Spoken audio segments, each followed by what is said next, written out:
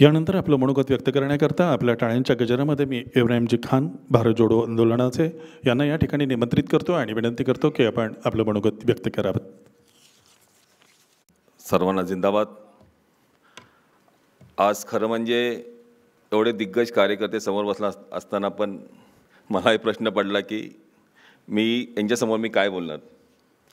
खरं म्हणजे मी चळवळीचा कार्यकर्ता, भारत जोडो अभियानचा जरी समन्वयक असलो तरी मूळ मी जन आंदोलनाचा राष्ट्रीय समन्वय माननीय मेधर पाटकरजी यांच्या नेतृत्वाखाली मी काम करत असतो।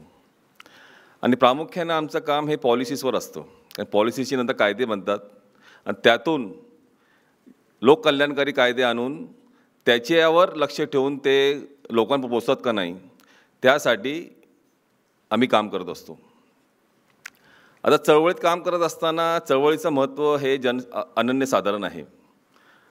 आज म्हटले आता की प्रबोधनाचं जे काम आहे ते प्रबोधनाचं काम हे जनमानसामध्ये कमी होत चाललं आहे, परंतु हे प्रबोधन हे चळवळी आहेत याचं महत्त्व खूप आहे।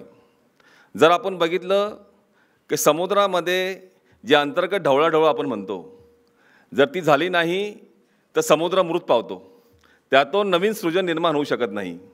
तेच महत्त्व चळवळींचं आहे। जर चळवळी थंडवल्या, आपण लोकांसाठी प्रबोधन नाही केलं, रस्त्यावर नाही उतरलो तर त्यातून नवीन विचारांची निर्मिती होऊ शकत नाही, त्यातून समाज एक थंड होतो। आज पण ज्या प्रकारची राजकीय परिस्थिती आहे आपण बघतोय की लोककल्याणकारी राज्यापासून आज डायरेक्ट कॅश ट्रान्सफरपर्यंत आपण आलो आहोत। याचा परिणाम सर्वसामान्य समाजामध्ये होत आहे, परंतु येणाऱ्या काळामध्ये पण आपण ठामपणे उभं राहून ही प्रबोधनाची जी आपली परंपरा आहे, कारण महाराष्ट्र ही प्रबोधनांची भूमी आहे। फुले शाहू आंबेडकर जे आपण म्हणतो, जे सोशल रिफॉर्मिस्ट होते ते महाराष्ट्रामध्ये जन्मले आहेत आणि सांस्कृतिक लढाईची खरं म्हणजे महाराष्ट्र ही रणभूमी आहे, कारण हितून जो विचार निघतो तो भारतभर पोचतो। त्यासाठी आपल्याला प्रतिकूल परिस्थितीमध्ये लढत राहायला पाहिजे आणि येणाऱ्या काळामध्ये ही परिस्थिती नक्की बदलेल।